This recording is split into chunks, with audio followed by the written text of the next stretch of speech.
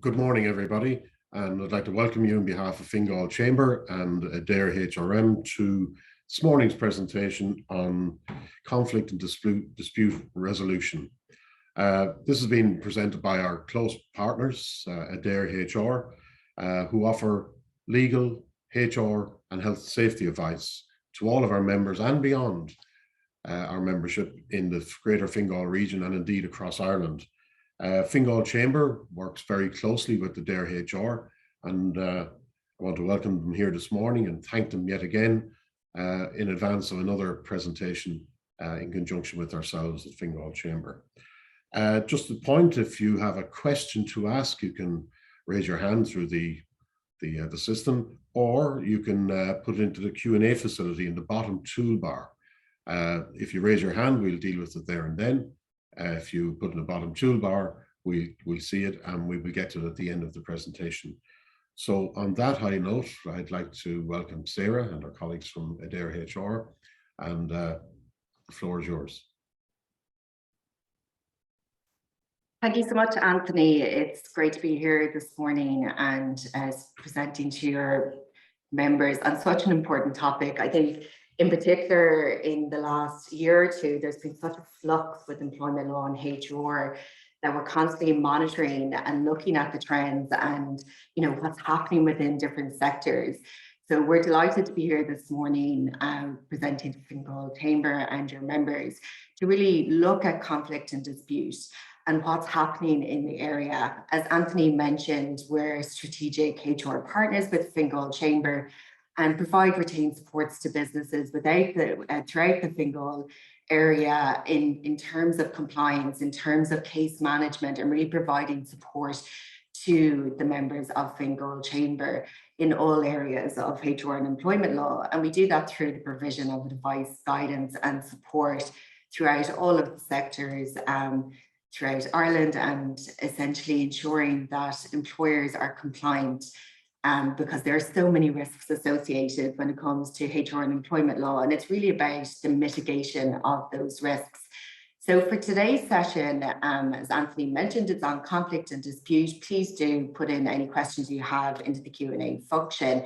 What I wanted to do is approach it from, I suppose, a high-level perspective in the first instance, looking at some report insights on conflict and dispute and what we're seeing and what we have seen in terms of trends and sort of key areas to be focusing in on, to then go through the legally required policies and procedures and essentially the codes of practice relevant to this area of conflict and dispute resolution.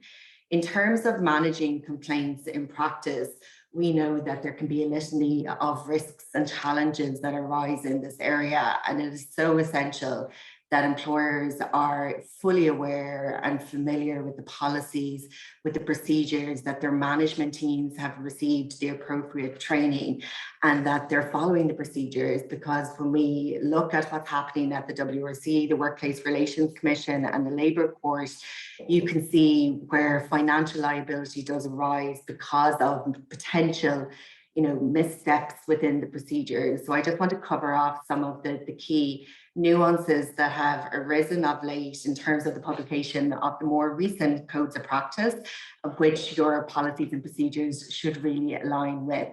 Then we're going to be looking at the risks associated with this area of conflict and dispute. And in terms of ourselves and my colleagues in Adare, we're constantly advising clients on the mitigation of those risks to ensure that they are fully compliant.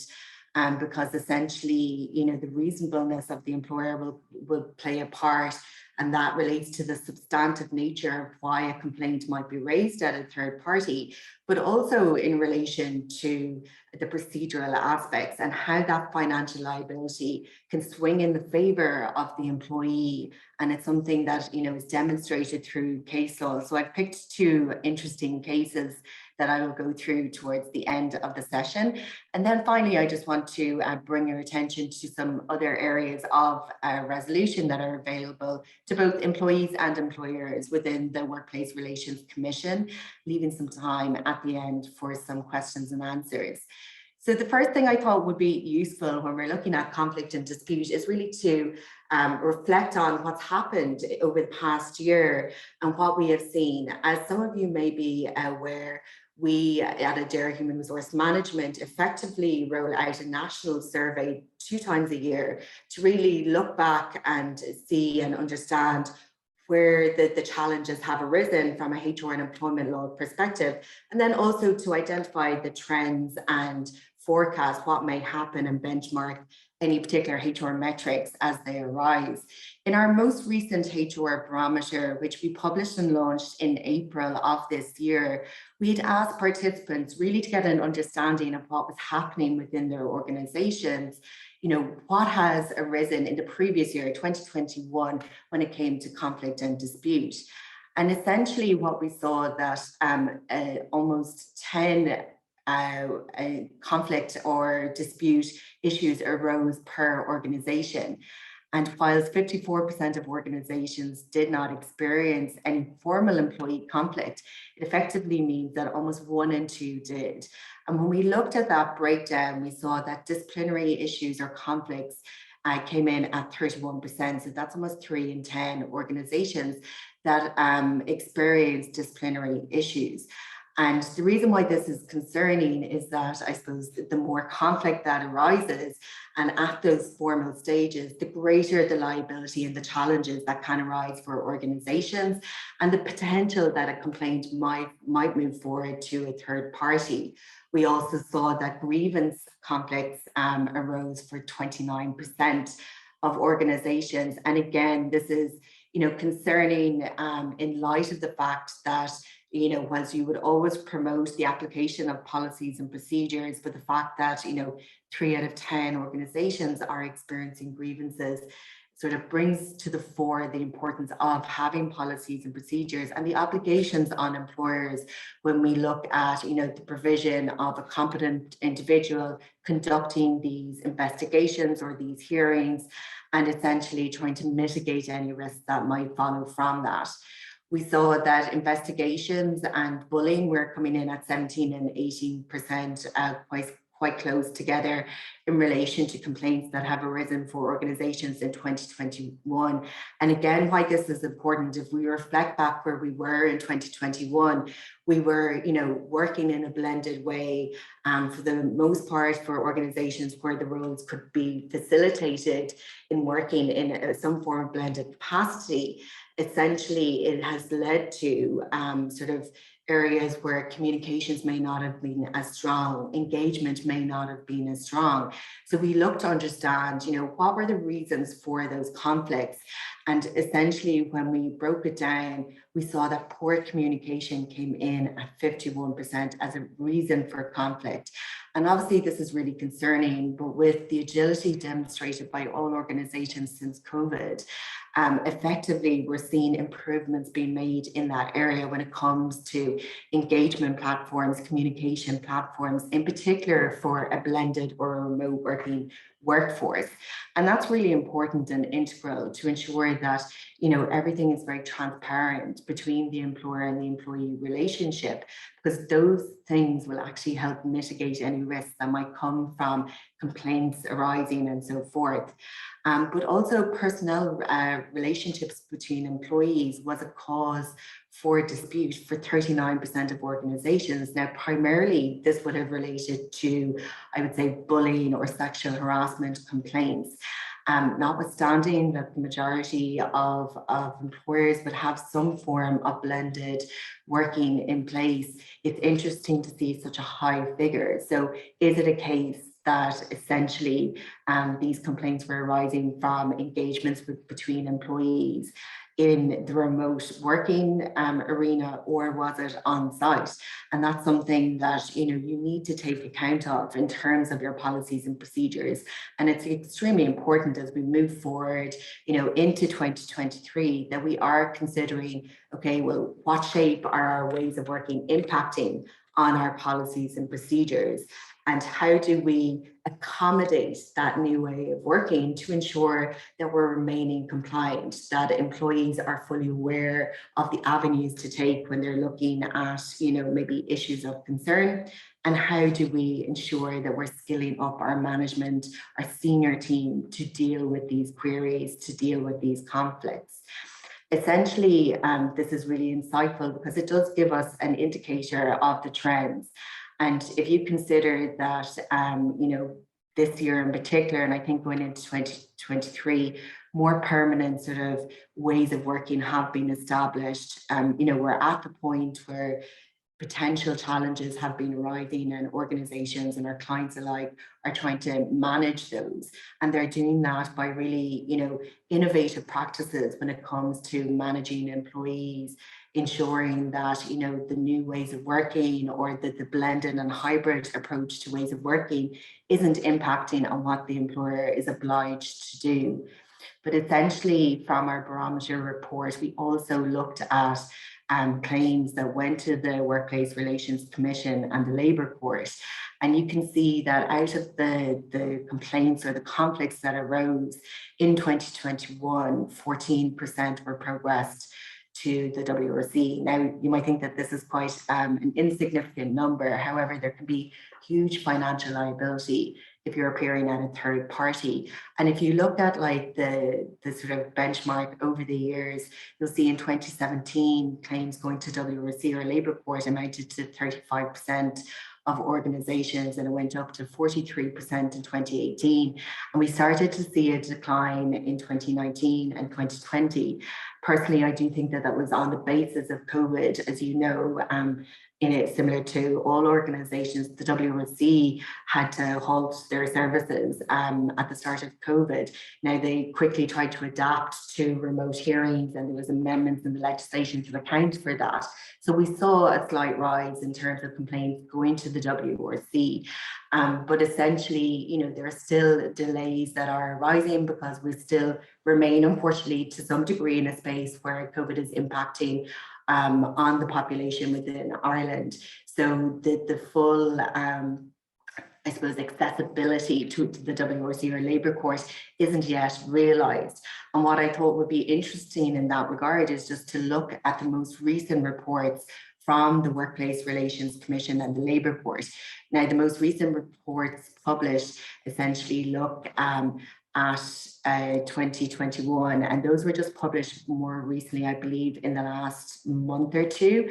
And what we're seeing from those reports is that just over 12,000 individual complaints were received by the WRC, and they've broken it down. So I think it gives us, again, a clear indicator of the trends that are arising within third parties, that you can see 25% of those complaints related to pay, whilst 13 related to discrimination, which could be as well discriminatory dismissal, separate to, of course, even though it might fall under the unfair dismissals legislation, most likely it would come under employment equality and that legislation. But unfair dismissals accounted for 14%. So that's almost 4,000 complaints related to unfair dismissals. And on the basis of this particular presentation and webinar today, unfair dismissal is where we would see the biggest risk arising, within all sectors when it comes to conflicts and dispute, whether it's an unfair dismissal or whether it's constructive dismissal. And obviously I'll go through that later on in the presentation, but also within the 12,000 plus complaints that were received by the WRC, hours of work accounted for 11.5% of complaints, and trade disputes or industrial disputes accounted for 10%. And again, what I think is really interesting to look at when we consider this most latest report published by the WRC is that out of the 12,000 individual complaints received, 3,000 or just over 3,000 adjudication hearings were held. And this gives us a good snapshot as to where the WRC is in relation to the hearing of complaints.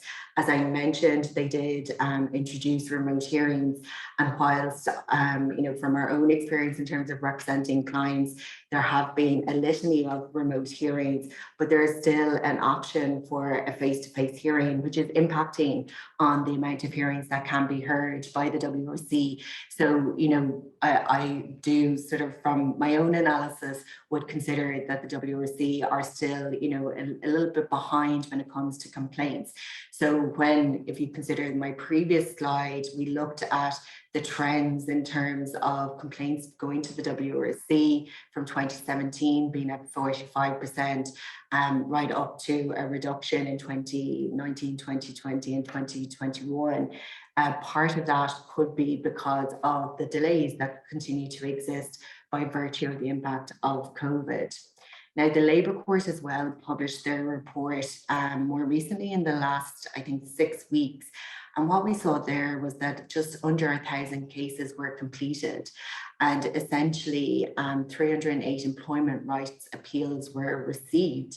And those are complaints that went to the WRC, and whether the determination was in favour of the employer or the employee, essentially one party did appeal it to the Labour Court. So, a lot fewer complaints going forward to the Labour Court.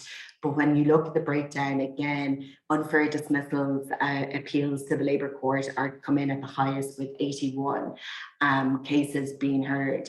And essentially, again, this gives us a good indicator of, I suppose, what's happening within the third parties in terms of complaints, and essentially, understanding that this probably isn't a full representation of all the complaints going through, but it is just what they were able to manage in this past year by virtue of the impact of COVID and remote hearings. So the reason why all of that information is important, it's really to set the scene when it comes to your policies and procedures. And unfortunately, what we have seen when we're supporting any clients, whether it's consultancy or retained, is that you want to ensure full compliance with policies and procedures, and you do that by ensuring that you have the appropriate policies and procedures in place. So when we look at the legal requirements in terms of what needs to be contained in your employee handbook, I've broken it down into, here on the left, disciplinary grievance and the right to disconnect. Now, the legal requirement is to have these policies in place by virtue of what can come from those processes. So essentially, when you're considering disciplinary or grievance, it could lead to a dismissal, whether it's a termination made by the employer or constructive dismissal. Essentially, every employee has the right to understand, the legal right to understand the policies and the practices and procedures that will apply, that could result in a termination, which is why it's instrumental to all organizations to have those policies and procedures in place. The right to disconnect policy and procedure comes from the Code of Practice, which was published in the last year, and essentially the legal requirement to have that is on the basis that it's all tied into the Organisation of Working Time Act and the health and safety legislation that effectively outline employers' obligations to ensure that their employees are taking the appropriate rest breaks, and that their health and well-being and welfare is being maintained, something that's stipulated by the 2005 health and safety legislation. So it's really important as an employer, as a business, that you do have a policy relating to the right to disconnect. Obviously, then we move on to the anti-bullying, anti-harassment and anti-sexual harassment policies and procedures. Now, the requirement to have these policies and procedures is more from the Code of Practices that have been published. And essentially, whilst it's not a legal requirement to have this in place, certainly it can be used against you in the WRC or Labour Court. So it is very highly recommended that you would have these policies and procedures, even from an employment equality perspective, because essentially the legislation, whilst it doesn't say, specifically you need to have a policy on X, Y, Z in relation to this particular area. It does say that you need to maintain employment equality within the workplace. One way or manner that you would do that is by having the appropriate policy and procedure. Obviously, for the purposes of today, I'm just going to highlight some of the nuances that have arisen with the more recent publications of the codes of practice relating to anti-bullying and anti-harassment, anti-sexual harassment, that certainly need to be brought to the attention of all employers when we consider conflict and dispute. And then obviously when we look at on the right-hand side, the other policies and procedures, health and safety, data protection, protected disclosure. Obviously from a health and safety perspective, under the 2005 Act, there is a legal requirement to maintain the health, safety and welfare, and that all employees are familiar with the employer obligations as well as their own obligations. A means of doing that is by ensuring you have the appropriate policy and procedure in place. And certainly if an employee felt aggrieved and an issue or concern relating to a term of their employment arose and they might invoke the grievance procedure, they might, the rationale for their issue or their concern could be related to health and safety. So it's really important that you do have a policy and procedure in place to mitigate any risks that might arise in relation to any grievances that could come about. Obviously, with data protection, we all know from the 2018 GDPR regulations, it is a requirement to ensure that you're fully compliant, and you do that by communicating certain aspects of the GDPR regulations contained within a policy procedure. So it's really important to have that appropriate policy in place, as well as protected disclosures. Now, I'm sure you're all familiar that of late, there's been amendment to the Protected Disclosures Amendment Act that was introduced following the 2014 Act by the government more recently. And in regards to the amendment legislation that was recently published, it is, and they have spelled out within the legislation, a legal requirement to have a policy and procedure in place. Now, technically, while they've said it applies to organizations with a headcount of 50 or more, certainly it is best practice, and we would encourage all of our clients, regardless of size, to have that policy and procedure in place. What's interesting is that, and I don't know if it's on the virtue of the different ways of working and blended and remote working, but we've actually seen an increase in protected disclosures complaints arising, and those of themselves are quite serious. And certainly having a policy and procedure in place so that employees are aware of the different channels that they can raise a complaint is really pertinent to your organization. So please do ensure that you do have a policy and procedure in place. So that's just a very quick snapshot in relation to some of the policies and procedures that you absolutely should have in place to mitigate any risks and to inform and advise employees of their rights and their obligations. And all of that is really important to be communicated within, the induction process for any new starts or new employees, that they're provided with a copy of the employee handbook. And essentially, they're asked to sign, and acknowledge their acceptance of those policies and procedures. And that's something, that should be consistently communicated with all new starters. Or if you haven't done it previously and essentially you have an employee handbook in existence, you need to start to speak to your employees in relation to those policies and procedures. So for the purposes of today's session, we're obviously looking at the management of complaints in practice. So really that looks and considers the disciplinary, the grievance policy and procedure, as well as the dignity and work policies and procedures, including anti-bullying, anti-harassment and anti-sexual harassment. As a sort of a precursor to the application of any of those policies and procedures, it's really important that wherever possible, complaints, however they arise, you seek to address them at the informal stage. And essentially, it has a benefit for the parties involved, as well as your business and your employees, because where a matter can be resolved at the informal stage means that you're limiting the risks that might arise.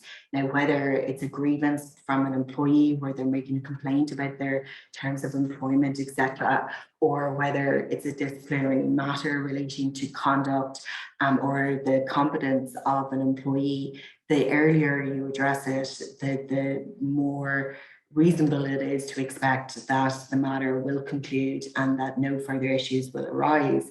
However, once it enters into the formal stage, it can be quite an emotive process, regardless of which policy, whether it's grievance, disciplinary, or the dignity at work policies. So essentially, it's likely that it could go to appeal stage and it could then move on to a third party. And as an employer, when you're seeking to address it at the informal stage, you're really, sending a very positive message to your employees that you're, really acting in a reasonable manner to address any concerns that they may have or that you may have as an employer. One area or one option as to how this could be done at the informal stage obviously relates to mediation. Now, mediation could be done, within your own organization if you have somebody who is appropriately trained and competent in that area, or mediation can actually happen at the WRC, notwithstanding that, I probably have a preference that it would happen in-house, even if it means that you're bringing in an external party to be the mediator. But mediation as a process can be really, really productive in terms of essentially resolving any complaints. And, in terms of mediation as a process, it's obviously voluntarist by nature. So whilst it can always and should always be broached with the parties to the complaint, regardless of whatever policy and procedure is at play, essentially all parties must agree to it in order for the process to even start, because it is a confidential process, and essentially it is voluntarist by nature, because the parties with the concerns or with the challenges, they themselves will come up with the resolution. The mediator is merely there to facilitate that process. But when it's done well and when the parties are willing to engage, it can certainly, basically resolve complaints to the satisfaction of all parties and really put a stop to it going any further. Now, at times, mediation won't work. So even where both parties are willing to engage, it can arise that there is no resolution to be found, but it is definitely worth exploring. And certainly when you consider, mediation and what the outcome could be, is that there is a mediated agreement. And effectively, what that means is that both parties are agreeing to the resolution, and that becomes a binding document. So essentially it's, drawing a line under the challenge or the concern that has arisen. But, not at all times will a resolution be found. And in our own experience, where, clients or even non-clients have availed of mediation within the WRC, and we've gone to, represent their interests, the mediation at the WRC can take the approach of doing telephone mediation, or it can, the mediator can determine at the WRC that it should be a face-to-face mediation. But certainly when you consider mediation at the Workplace Relations Commission, it can lead to, a settlement amount, and that's something that tends to be explored by any mediator appointed at the Workplace Relations Commission. Obviously, it's dependent and contingent on the challenge that arose itself, but certainly, depending when the matter arose, if it came through from a complaint that was going forward to adjudication, but the complainant take the option for mediation, at that point, it is likely that the mediator will look to assess and ascertain the party's interest, mainly the employer's interest, in providing some form of financial settlement to resolve the matter. And depending on the circumstances, it could be the correct way to resolve the complaint. Whereas in comparison to mediation, when it happens within your organization, notwithstanding that you might bring in an external party to provide that professional facilitation in relation to the mediated solution, it is likely that it wouldn't consider a financial settlement at that point. But certainly it's something, even if you consider all the codes of practice, that there is an expectation essentially that you would offer mediation to resolve complaints at the earlier stage, at the informal stage, to really ensure that it doesn't go any further. But, at all times, in the informal stage of mediation doesn't necessarily work. And certainly when it moves into a more formal process, that's when, as an employer, as a business, as a company, you need to ensure that whoever is leading out on let's say the disciplinary matter is fully versed of the procedural correctness that apply. Now, when it comes to the disciplinary policy and procedure, you're obliged and legally obliged to ensure that it's aligning to the code of practice. And that's on the Workplace Relations Commission's website, and it's the Code of Practice on Grievance and Disciplinary Procedures. And the policy really does need to include a clear separation between an investigation and the different disciplinary stages of the process. And by this, I mean, if a concern arose or a challenge arose that you needed to address through the disciplinary policy and procedure, you essentially are looking to establish, does it warrant an investigation? So in one example, if an employee said, yes, I did do it and there was no witnesses and it was very clear cut, you might decide that an investigation wasn't warranted, and because the employee has given you a very clear cut admission in relation to that. But your policy and procedure should still capture the fact that an investigation may be warranted, in particular when a more complex challenge arises. So if you consider something that would fall under the guise of gross misconduct, so financial impropriety or something of that nature, that essentially an investigation would be necessitated prior to any disciplinary hearing taking place. So essentially the investigation will be a fact-finding exercise to really understand the facts and establish the facts. They will do that by meeting with, if there's a complainant or just a respondent, any witnesses, evidence needs to be provided in advance to really allow the investigator an impartial approach to establishing the burden of proof. Which would be on the balance of probability if the challenge or the issue actually did happen. And establishing those facts is something that's extremely important when you're looking at an investigation, and essentially, following the conclusion of that investigation, that's when you're moving or potentially moving into a disciplinary hearing. So that separation, almost separation of powers in terms of the investigator who's been appointed to establish the facts will not have any part to play in deciding whether or not, following the conclusion of the investigation, whether it should move into a disciplinary hearing. That decision should be borne by somebody else, who will then appoint somebody to manage the disciplinary hearing if the outcome of the investigation did warrant something. So when you're considering your policy and procedure in relation to the disciplinary process, you do need to align to the code of practice, and you need to ensure that there is that clear separation between the investigation. The other thing that has to be included is that, the procedure itself relating to the investigation or the hearing, and that ideally the person who decides any matter in relation to whether the investigation should move, the outcome of the investigation should move into a disciplinary hearing is a separate individual. So there is that impartiality. The advice is to always outline within your policy and procedure the entitlement of any party to representation. So whether it's a colleague or a trade union representative as appropriate, and always ensure that you're outlining the right to appeal Obviously, within the policy and procedure itself, you'll also detail the progressive nature of the sanctions, including the verbal, first written, final written, and dismissal. And at all times, your policy and procedure needs to follow the principles of natural justice and fair procedures. So essentially, when you are constructing or reviewing your policy and procedure, bear in mind that it should align to the code of practice and ensure that natural justice and fair procedures are applied throughout. And where proper procedures are followed, even if it were to move forward to the WRC or Labour Court, at least as you're demonstrating that, you're mitigating the risks against financial liability. When it comes to the grievance policy and procedure, obviously the grievance relates to a formal expression of dissatisfaction with the term and condition of employment or the work environment or workplace relationship.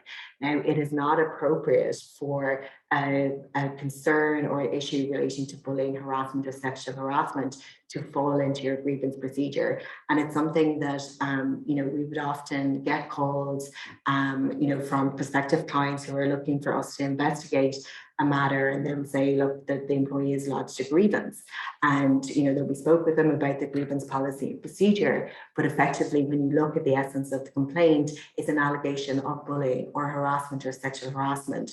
So it's really important that you're looking and listening to the employee in relation to what their concern entails, so that the appropriate policy and procedure is provided to them. And even or notwithstanding that you would have something in your employee handbook relating to these policies and procedures, if an employee comes to you with a concern or a challenge, it's really important that you still send on the policy and procedure, the appropriate one to be applied in that instance.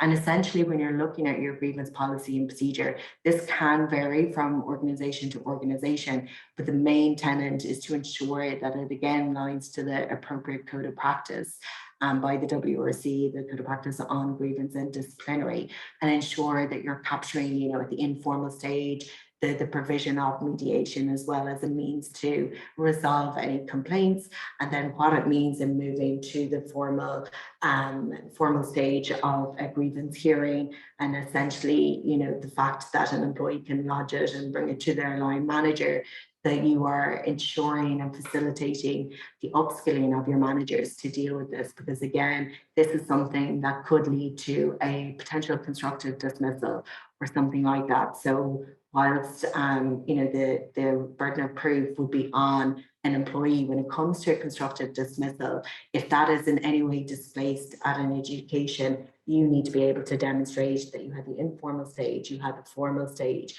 that there was impartiality, that they were allowed to representation, that there was a record of all the meetings kept, that any evidence introduced was provided in advance, and that you did everything as a reasonable employer should do to try and resolve the complaint. And essentially that there was independence between the stages, that there was an appeal process, etc. And impartiality throughout all of those stages, again, is instrumental in terms of mitigating any risks.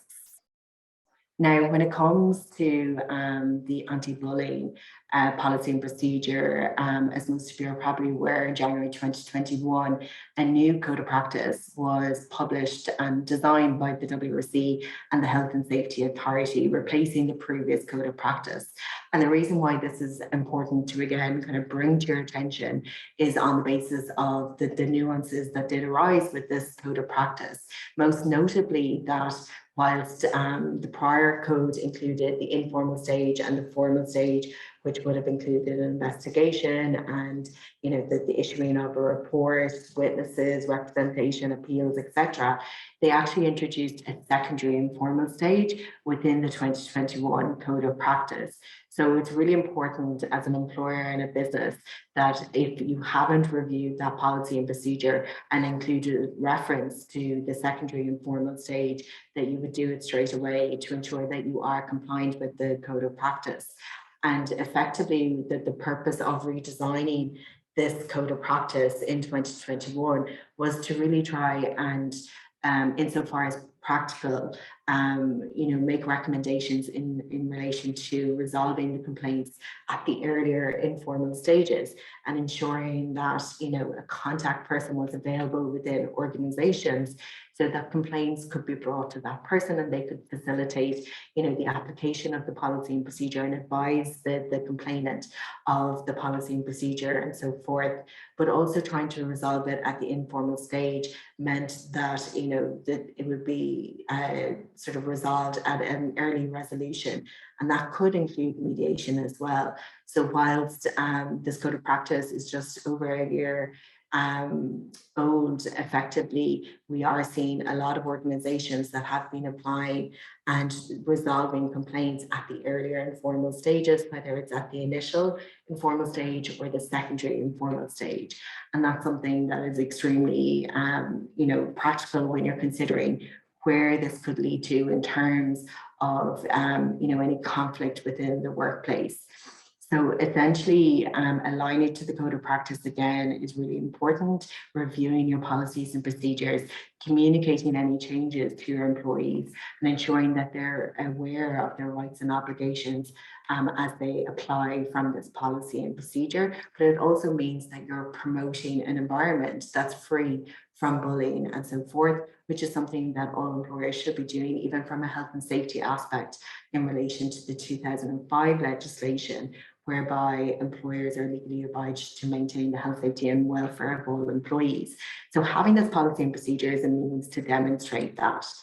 Now, more recently, in 2022, I believe maybe at the end of February or March of this year, a new code of practice was actually published in relation to anti-harassment and anti-sexual harassment. And, again, the purpose of doing this is really to ensure that all employers are managing conflict within the workplace. But they did put a heavy emphasis in this code of practice, which replaces the previous one, in relation to preventative measures. So what they are advising to all employers and businesses is that, not alone should you have this policy and procedure to demonstrate how you are applying preventative measures, but you should ensure that all employees at the induction stage are being provided with training.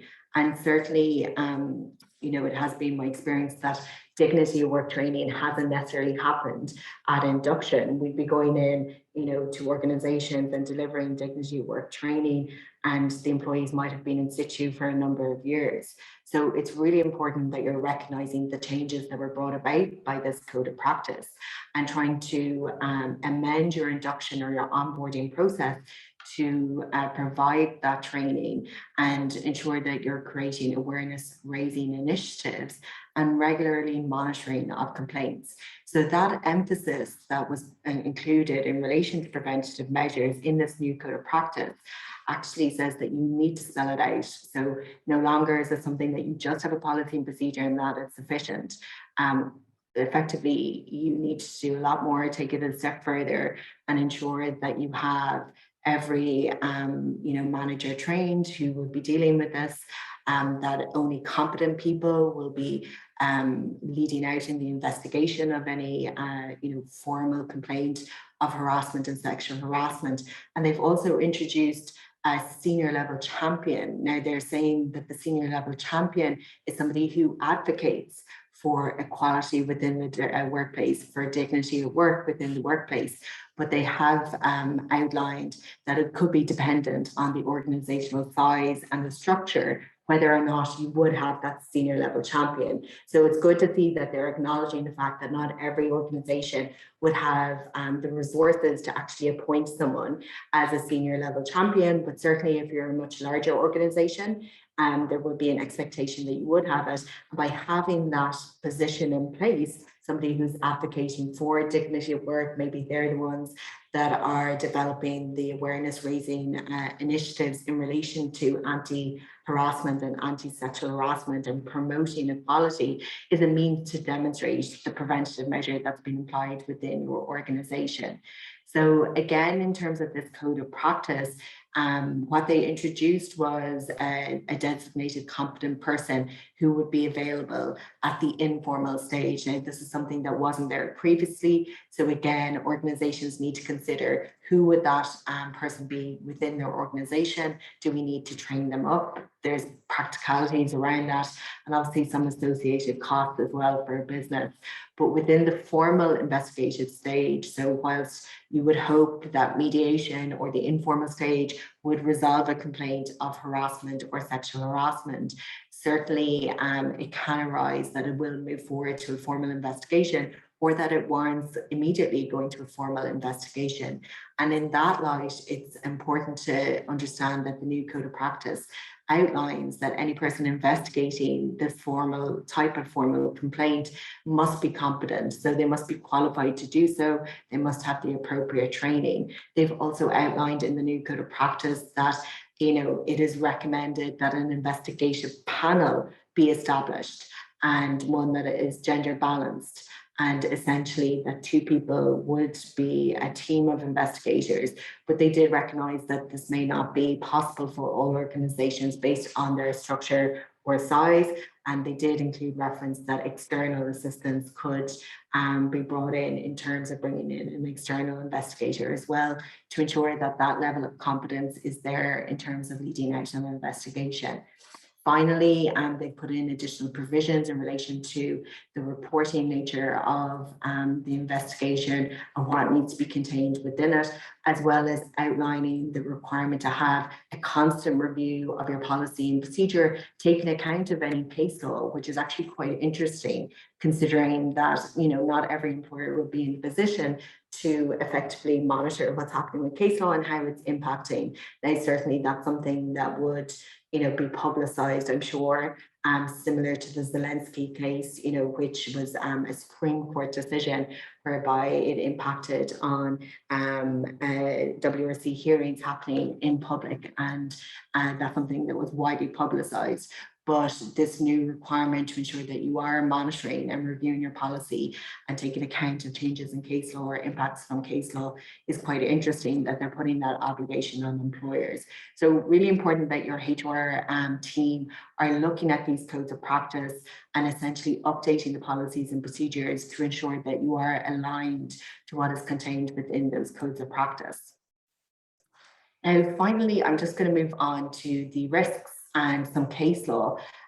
What we have seen when it comes to conflicts and disputes, whether it's a grievance that wasn't resolved or potentially was unresolved, was not resolved to the satisfaction of the employee, and perhaps it went through the appeal stage, or whether it was a disciplinary that resulted in a termination, or otherwise a complaint of bullying, harassment, sexual harassment, is that the majority of complaints that move forward to the WRC, and the ones that you would need to be aware of, come from the unfair dismissals legislation.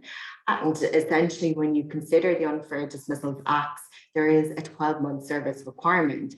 So employees with 12 months are eligible to lodge a complaint under the UD Acts.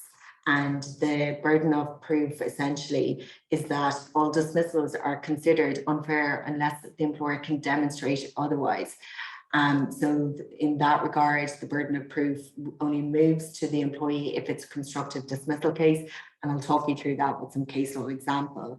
And effectively, from a procedural point of view, in order to best defend any complaint of unfair dismissal, the employer needs to have paperwork records to clearly demonstrate the fairness of procedure that was applied at all stages, whether it's at informal or formal stages that led to a dismissal.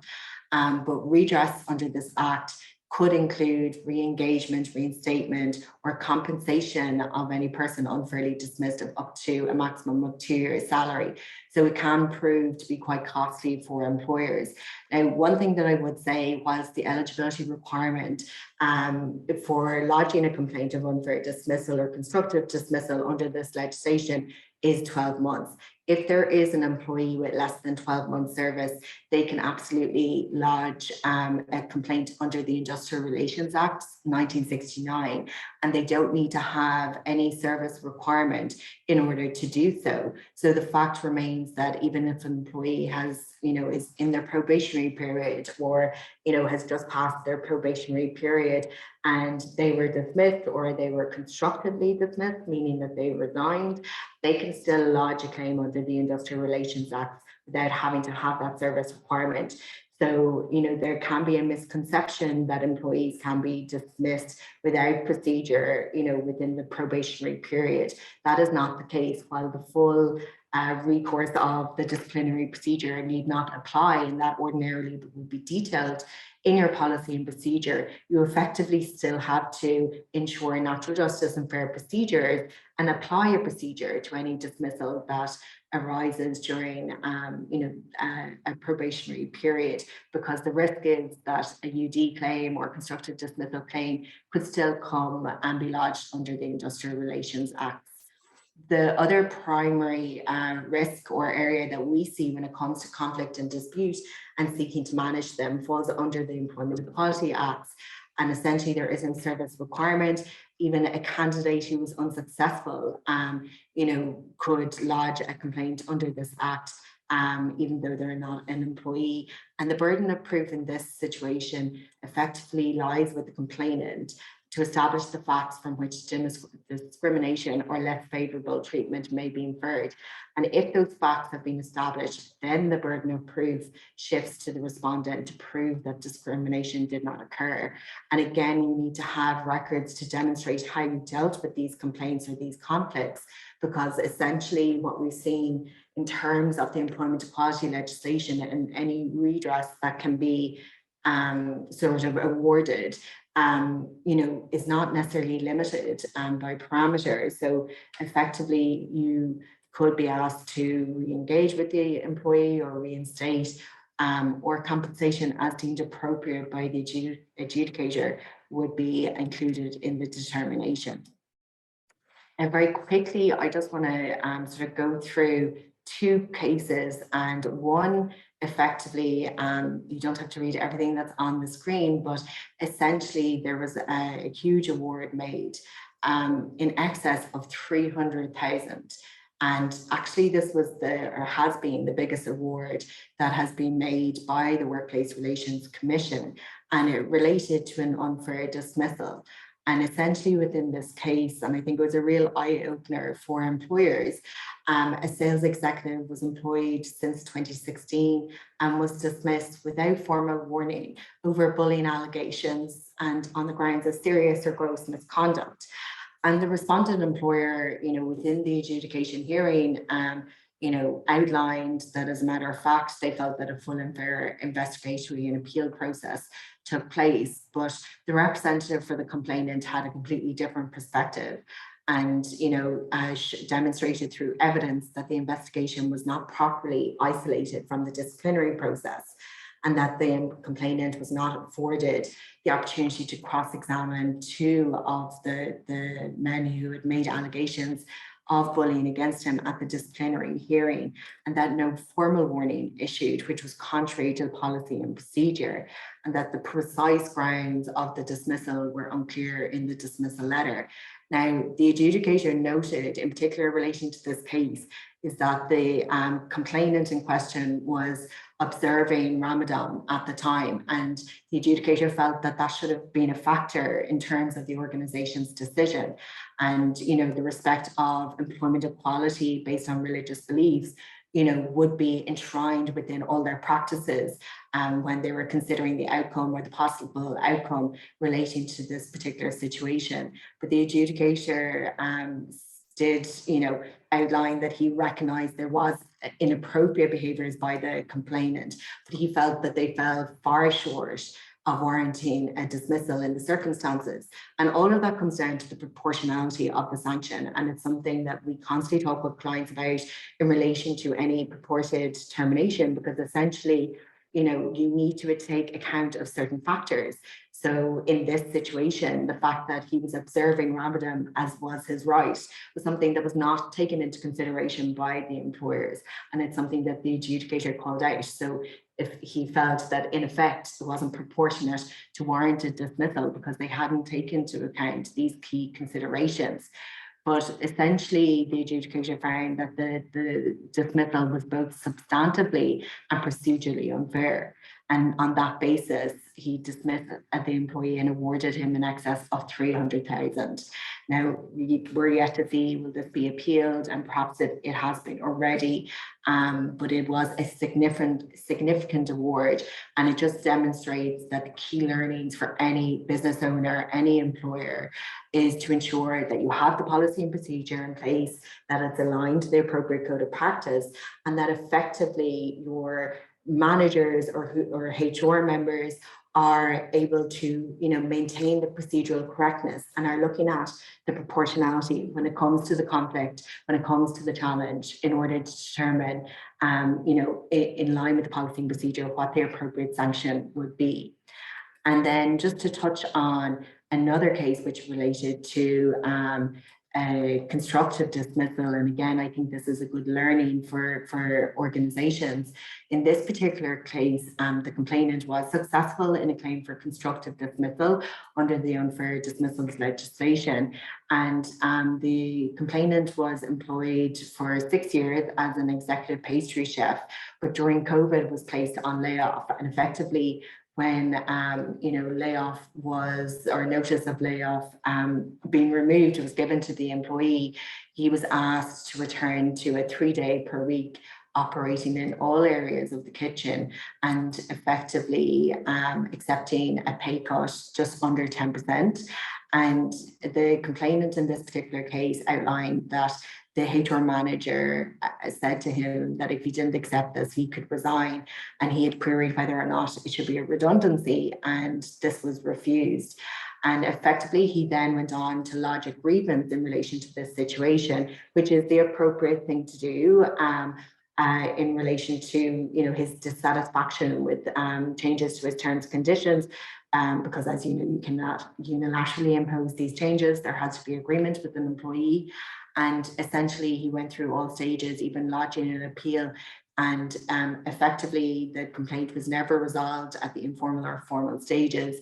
And just prior to the appeal, he actually resigned because he felt that it was a repudiatory breach of his contract of employment. So when he lodged the complaint of constructive dismissal, the burden of proof was on him.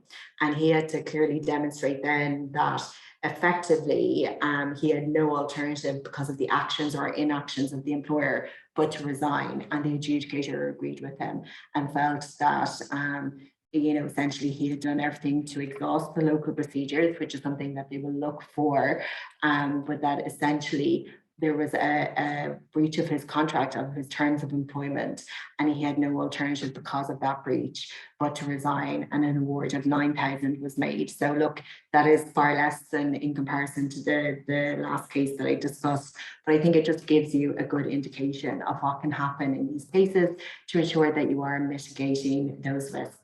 I'll just mention, because we are coming to the end of the hour, that obviously the WRC do offer conciliation services as well. And that is a means to lodge an industrial dispute. And essentially, it can be quite helpful depending on the challenge that has arisen. And a conciliation officer, it doesn't cost anything, but a conciliation officer is there to facilitate a resolution. So it is another means in terms of seeking to resolve a complaint, but one which I think that you should seek appropriate advice before you move into the WRC, in particular if it relates to an employee that remains in employment or a collective group of employees. But it is another means in order to resolve a complaint, and it's something that could be considered in the circumstances. So I believe we're just hitting on the time there at 10:30. Anthony, I don't know if there's any questions or answers or questions for me. Happy to answer anything. Yeah, Sarah, can you hear me now? Yeah. Yeah, I can. Sarah, yeah, we have two questions here. Okay. One is, not sure, can you see them now? Just bear with me one second. The first one that came in actually, it said to confirm the person conducting an investigation does not decide whether it goes to a disciplinary. Someone else does. So Yes. essentially, how do you manage that in a small business? Because they want to Look, people. it can be quite limiting for smaller organizations, because not every organization will have the facility of having senior members of management. What we do suggest is that you look to your boards, if there is a board in place in relation to that business or organization, and seek to draw on some resources from perhaps the chair of the board in that circumstance, or even going to an external party, because at adjudication, whilst the WRC will, take account of those limitations, they're still there to ensure that natural justice and fair procedure applies. So it may mean that the organization, because they don't have enough members of management, might have to seek external assistance from a consultant to conduct the appeal, conduct the disciplinary hearing, whatever the case may be. Okay. There's another question in, Sarah. Should the right to disconnect be in employee contracts, or is it okay to just have them in the company handbooks? Well, so your contract of employment will always kind of rank supreme over policies and procedures. And certainly, what we are recommending our clients is that they do include a clause in relation to the right to disconnect, because I think it just very clearly demonstrates the organization's willingness to take account of an employee's right to disconnect and clearly spells it out. So if a dispute arose in the future, by having it in the contract as well as a policy, it sort of copper fastens the employer's position in relation to the matter. Okay. Thanks, Sarah. And the third and final question we have in here, is it possible or legal to check the background of a potential new hire, to check if they have a history of cases taken that went to the WRC? To be honest, it'd be very difficult now, since the Zelensky case. Obviously, all adjudications are being published, and those can name the parties unless there is a good rationale to actually anonymize the parties. But apart from that, it may not always be possible to find. It would mean trawling through the WRC website to look at all the decisions, and I think it would just be a needle in the haystack, effectively. So essentially, it's not that any member of the public, because those are public determinations on the website, can look them up, including employers. I just don't think that effectively you'd be able to find it. Okay. I think that's all of our questions here. Fantastic. Thanks. Could I just ask one question? Of course, yeah. Just in relation to the first question that was asked in relation to small companies. Yeah. Would they have enough personnel? Yeah.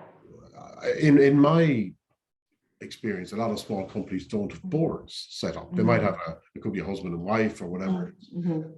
But is it advisable for people to have a board, irrespective of what size, like 3 foot, 2-3 members outside of the staff, like a non-exec, even to meet on a quarterly basis, that in the event something happened, they could help with the process? But also other sort of legalistic items that have to be dealt with from time to time and it's a good check and balance, I would have. Yeah, well, look, it's certainly, it falls under company law, of which I wouldn't be versed enough to advise in terms of the application of boards and the constituents of a company. However, I do think it brings diversity to a company. If you consider that you would have a gender balanced board, non-exec directors that essentially are helping, the senior member of management, the CEO, the managing director, to, sort of examine and explore the direction of the business, to look at the strategy and so forth.